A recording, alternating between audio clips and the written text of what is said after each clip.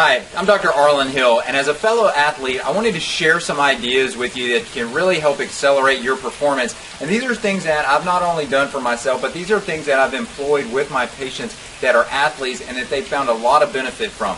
So first of all, let me ask you a question. Why should you even think, or why would you be interested in following through with looking at assessing your micronutrient status with SpectraCell micronutrient testing? Well, first of all, think about you as an athlete.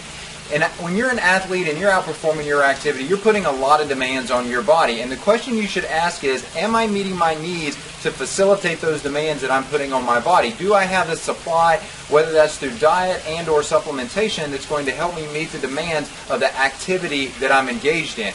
And I would say that for most of the individuals that I see, the answer to that question is no. And for you as the endurance athlete, I want to make sure that you have every opportunity to perform at your highest level, whether you're out running on a consistent basis or whether you're adding some swimming or biking on top of that as well. So what type of things should you be thinking about as an athlete? So first of all, the first question you should ask is, do I have the ability to manufacture or produce enough energy within my body? And there are a couple of core criteria, a couple of core things that are necessary for being able to do that. One that a lot of people recognize are going to be the B vitamins. It's very common to utilize your B vitamins, to run through those B vitamins at a much faster rate when you're requiring a higher energy demand from your body. So there's a high probability that you're going to create a deficiency as a result of that. Another thing you should be thinking about is that when you're out running, you're imposing these various stressors on your body, and at some point you're going to require your body to increase hormonal secretion to keep up with that demand. So think about this. Your activity is a stressor, and to help you compensate for that stressor, you have to address, or you have to pull from some of your vitamins to make that happen. One of the most common ones is going to be your B5. So if you don't know your B5 status, one of the things that you may want to consider is that you may not be able to produce enough hormones to compensate for the demand or for the requirements for hormone production to keep you active.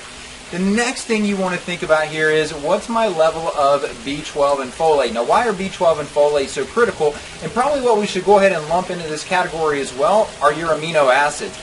Do you have enough ability to regenerate your bodily tissues after you've engaged in your activity? Especially when you're running repetitively day after day, one of the core criteria that you have to be able to meet is to make sure that you can regenerate tissues fast enough so that by the time you go into your next training period, your body is refreshed and recovered from the prior day's activity or the prior training session. So your B vitamins, your B12, your folate, and your amino acids are huge difference makers in this category.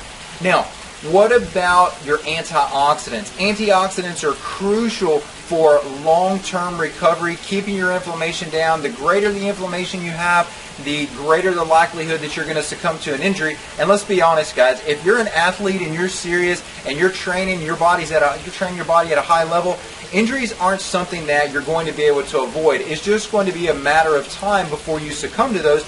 And be honest with yourself. I know for me, when I get an injury, I don't like to stop training. I find ways to work around that, to work around my energy, and I would imagine you're exactly the same way.